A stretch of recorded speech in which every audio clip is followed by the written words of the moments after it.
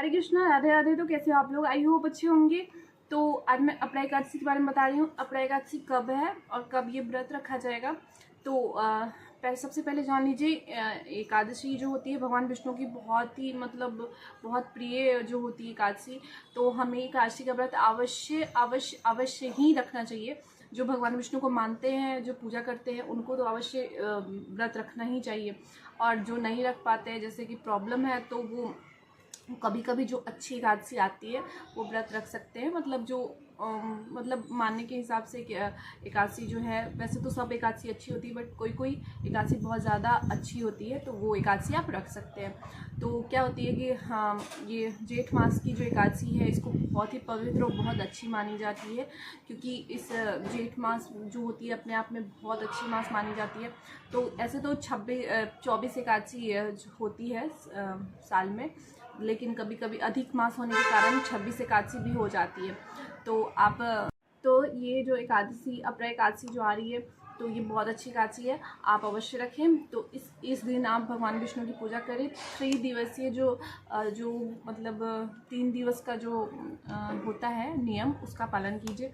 भूमि शयन, 10वीं तिथि को आपको भूमि शयन करना है, चावल नहीं खाना है, मांस मदिरा नहीं खाना है, लहसुन प्याज नहीं खाना, मांस में तो ऐसे भी नहीं खाते हैं। तो वो जो नियम होता है मैं बता रही हूँ, बस और कुछ नहीं है।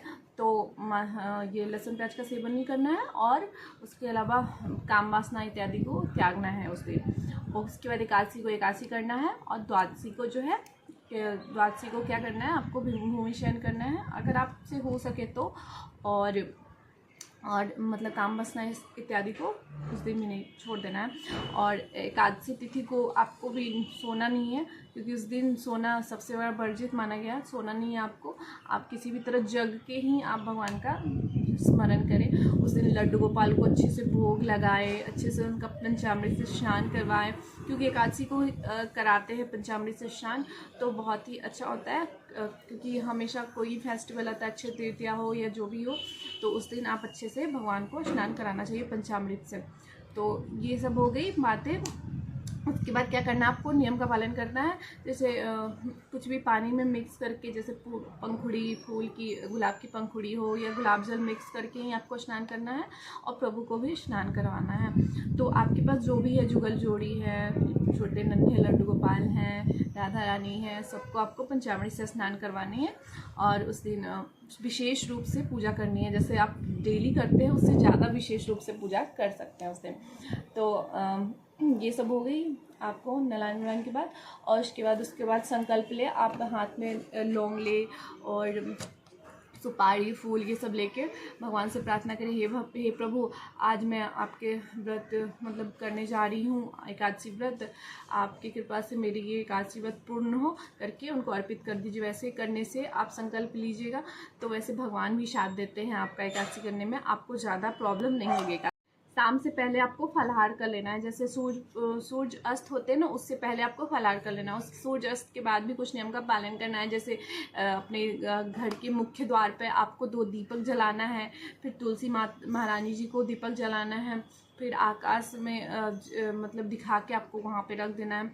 तो आप इतना कर सकते हैं। उसके बाद आपको तुलसी महारानी की परिक्रमा करनी है, तो आप उसको ज़रूर कीजिए। तुलसी महारानी की भी विशेष रूप से इस दिन पूजा होती है, तो आप तुलसी महारानी की भी विशेष रूप से पूजा कीजिए। और जितनी हो सके महामंत्र का जाप कीजिए। जैसे हरे कृष्ण कृष्ण कृष्ण हरे हरे, हरे राम राम राम हरे हरे, आप इस मंत्र का भी जाप कर सकते हैं। उसके बाद श्रीमन नारायण जो होते हैं, इस मंत्र का भी जाप कर सकते हैं। राधे कृष्ण इस मंत्र का भी जाप कर सकते हैं। श्री कृष्णाय वासुदेवा हरे परमात्मने प्रणतक्लेशनाशाय गोविंदाय नमो नमो, ये भी मंत्र का जाप कर सकते हैं।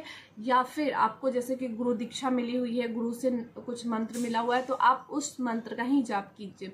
आपको दूसरे किसी मंत्र का जाप करने की ज़रूरत नहीं है, जो आपको गुरु से मिले है वही मंत्र का आप जाप कीजिए।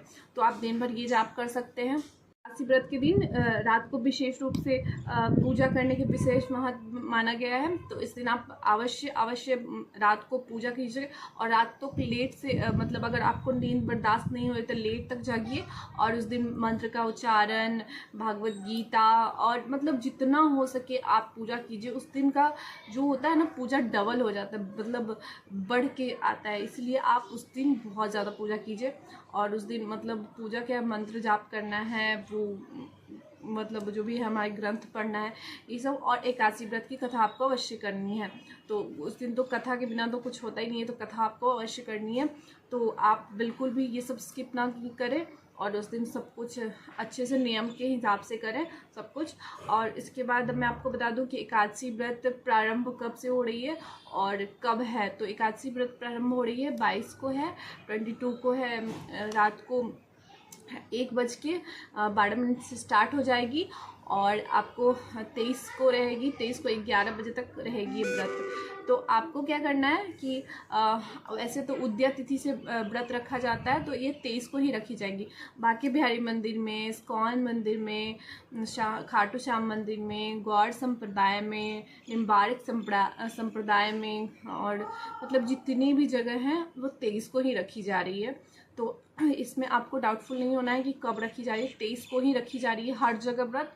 तो आप 23 को ही रखें व्रत और पूरे अच्छे से रखें, क्योंकि बहुत अच्छे। इसके बाद हमारे जो ये निर्जला एकादशी के व्रत, सब एकादशी में महान वो आ रही है, तो ये व्रत तो हमें रखना ही है। बहुत प्रिय एकादशी है ये निर्जला एकादशी, तो इसके बाद आ रही है। तब तक आप एक अपरा एकादशी के व्रत भी अच्छे से रखिए, ये नियम का पालन कीजिए और बहुत अच्छे से रखिए। प्रभु प्रसन्न होते हैं इससे रखने से और आपको हमेशा प्रसन्नता की प्राप्ति होती है ये व्रत रखने से।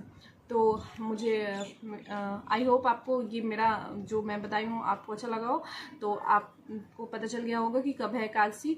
तो फिर मिलते हैं नेक्स्ट वीडियो में, तब तक के लिए राधे राधे, हरे कृष्णा।